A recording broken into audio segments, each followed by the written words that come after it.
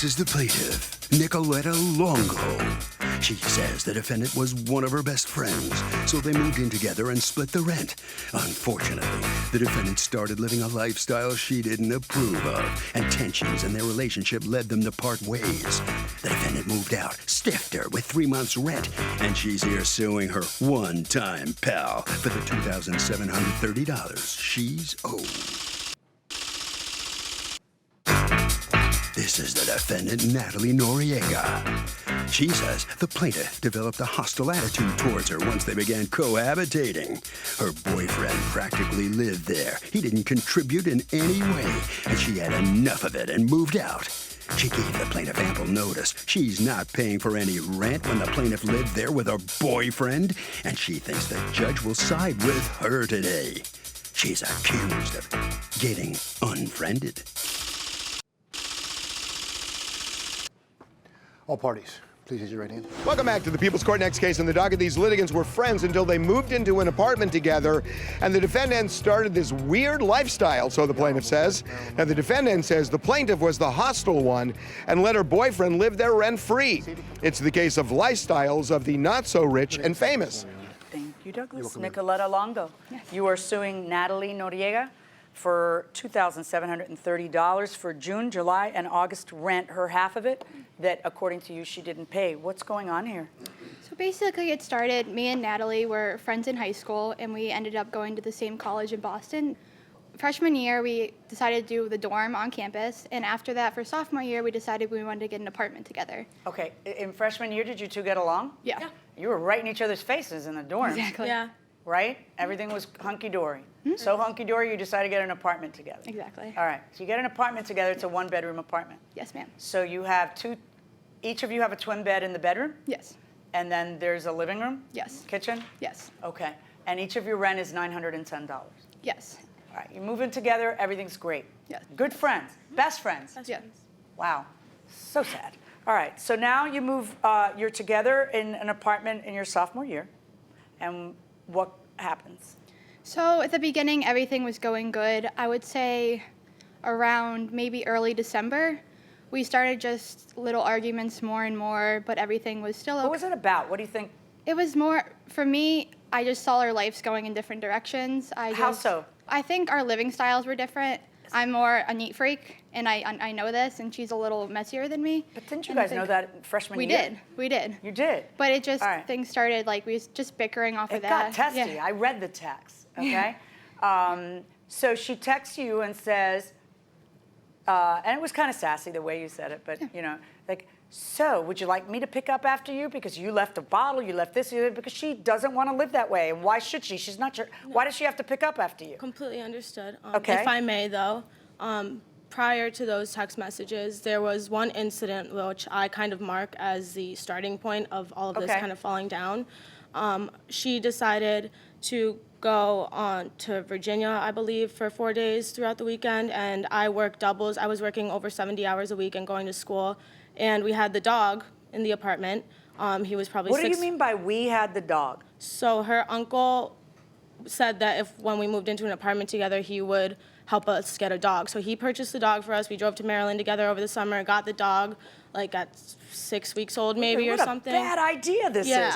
And then was there some understanding about whose dog it was? So yeah, I mean, I always assumed that since her uncle paid for it, you know, it's her dog, whatever. I did split half of the vet fees. But then you guys were sharing the expenses for it. Yeah, so the half of the vet fees, and then that ended in around February when things got sour. Tell me about the Virginia thing you were starting to say. Yeah, so I work all Thursdays through Sunday. My schedule was doubles pretty much, Thursday through Sunday at this place, so I would be gone 12, 13 hours a day. So she was gonna be gone Thursday through Sunday. I simply asked a question, I work doubles Thursday through Sunday, is there any way I can contact, or you can contact one of our friends to come to the apartment and help us let the dog out?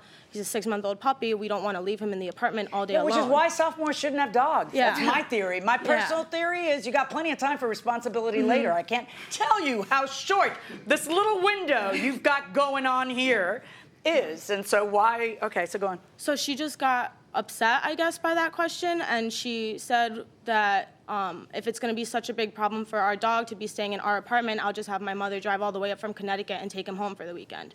Okay. So I was like, okay, taken a little aback because there was a little bit of an attitude there.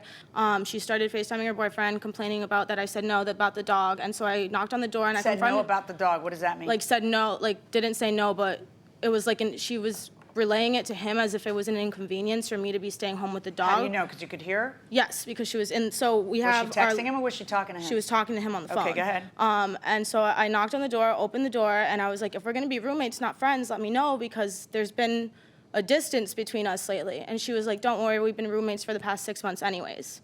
So that's when I said, okay, I told her to her face that I would be moving out in May. I said, okay. But you have a lease until September. Until August 31st, yeah. August 31st, yeah. So I told her I would be. So how are you going to move out in May? So I told her, I gave her 3 options, which are in the text messages. She can either, 1, take me off the leash, to which she refused. Of course not. There's Why should she take you off the leash? Why should she say, oh, yes, I'll pay your rent? Because her boyfriend had been living there at least more than 2 days a week. Okay. I would wake up to him, he would be showering there, he would eat there, he would leave to go wherever he goes there. And Except for that was never a problem until you two started to get testy with each other, right? Well, it was kind of, I feel like that's kind of what tested it, because he was there all the time. Can I just ask you a question? Yeah, How did this work out then when your boyfriend did stay over? So how many times can a roommate let a boyfriend or girlfriend stay overnight before they have to start paying rent? You know, I think it's really subjective. There's other things that the boyfriend could do, like... Can they stay over 7 nights a week? I think in some scenarios it could happen. What do you say? I think that it's based on a relationship. Yeah. What is it?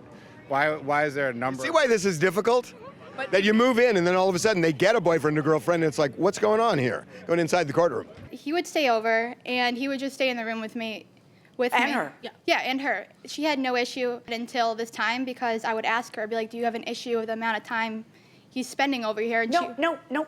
I'm just kind of wondering. Yeah. I think you know what I'm asking, do you? Yes. Wasn't that awkward? Yes, it was. Awkward? It's not only... That's just the agreement. Like, you guys, there's no, But like, tie on the door. There's no plan. There's no... Your Honor, if I may, the thing is...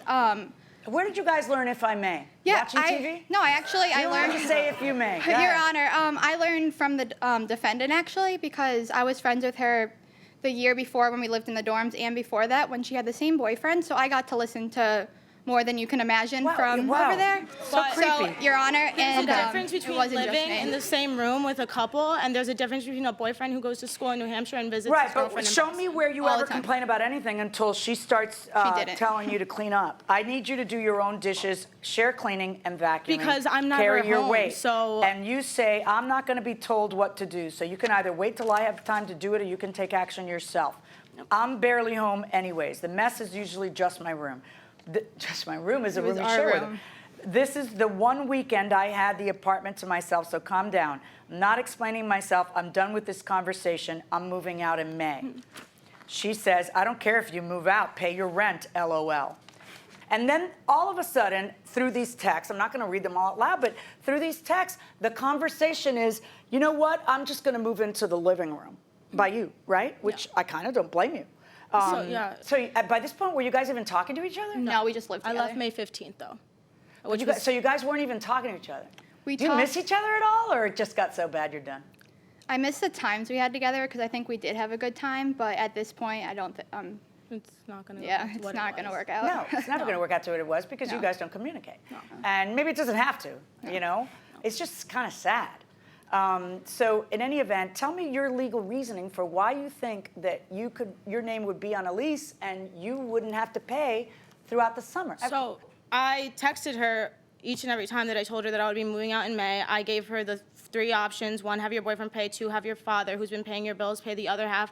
Or 3, look for a new roommate in February. Okay, so one option that makes sure people don't have to go to court is you find a subletter and you tell her, listen, I'm getting a subletter. And if she says to you, no, you're not, you know, then you have, hey, I tried to do this, I tried to do that, but you didn't even do anything. No, what you said to her was, you have 3 options. Your daddy pays, because your daddy's a payer. Exactly. Okay, your daddy pays. You take me off the lease. What's in it for her to take you off the lease that you signed? told her. Or your boyfriend, and by the way, your boyfriend did move in and is paying now, right? Now he is, but I have assigned from where he was living before. He was living at his best friend's residence, and he was paying $700 in rent a month, and I have a letter Yeah, signed. that has nothing to do with whether he's paying rent somewhere else. Doesn't have to do with whether he's staying there too much. He wasn't. So he got a. every night a week. Stop. If you guys think I'm going to sit here and try to figure out who was sleeping with who, what days, how loudly, whether it was your freshman year or your sophomore year, you are out of your minds. It's not going to happen. Okay?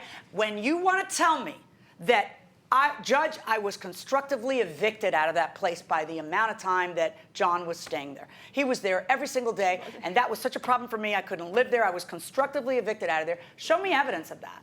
Because unless I see evidence of that, I'm not going to buy it. I'm just going to buy that what it is that you two started to not get along and that you didn't want a part of the lease anymore, and school ends in May. So that's all it looks like. Exactly what it looks like, I think, is what it is. Okay. But go ahead. Yeah, go ahead. No, it's all right. Just saying, so the text that we were reading from February 12th when I was calling her out, Yeah. after that text, she said, John's sleeping over whenever I want, move out when you need to, I will not be paying your half of the rent, Right. and then blah, blah, on and on. Right. But she acknowledged that John was there many nights and would be sleeping over whenever she wanted to. No, I understand. Here's what... I know my name's on a legal contract. Your name's on the lease, man. I know. So, if you would, there would have to be some kind of track record in these texts of something other than what I'm seeing. I know what the problem is. At some point, you didn't really want to be around each other anymore, and that's fine. But there are, there's still obligations, legal obligations that you got to abide by. I find in favor of the plaintiff in this case, and the amount of the, by the way, Dad did pay it so that you could stay living there, and the amount of the $2,730. But I do have a question. Was there a security deposit paid? Yes, there was. She did pay. We each paid $500 for security. And then did you get back any of the security?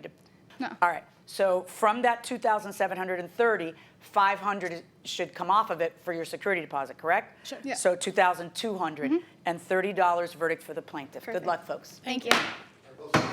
Make sure you get that other $500 from the boyfriend. So the judge finds for the plaintiff, but the defendant does have to pay up that rent that you didn't pay. Did you have any idea that you wouldn't have to pay it? I mean, I had some idea. I'm an adult. My name is on a written contract. However, there were some extenuating circumstances that the judge didn't find in favor of, so it's okay. It happens. Was it awkward for you having her boyfriend there so much? I mean, of course it was. I understand she's a young lady in a relationship, but when there is only two people on a lease, I believe that it needs to be followed. So. Oh, very good. Thank you. Okay, good enough. That way, please. All right, Ms. Longo, if you'll come out. Let me ask you, don't you think it was kind of unfair for you to have the boyfriend there so much? So he wasn't really over there that much. I just don't think I need to get into that much detail because the bottom line was the rent wasn't paid, but he only stayed over maybe 2 times a week. He had a full-time job. Okay, well, congratulations. You've Thank you. won the case. All right, very good. Right, Dad? thank you. All righty, thank you very much. Harvey? Doug, the judge mentioned constructive eviction. What that means is that the other person is so hostile, makes it so difficult to live there that you just can't be there anymore, but it has to be extreme. And that will do it for this case. Litigants for the next case on the way into the courtroom right now.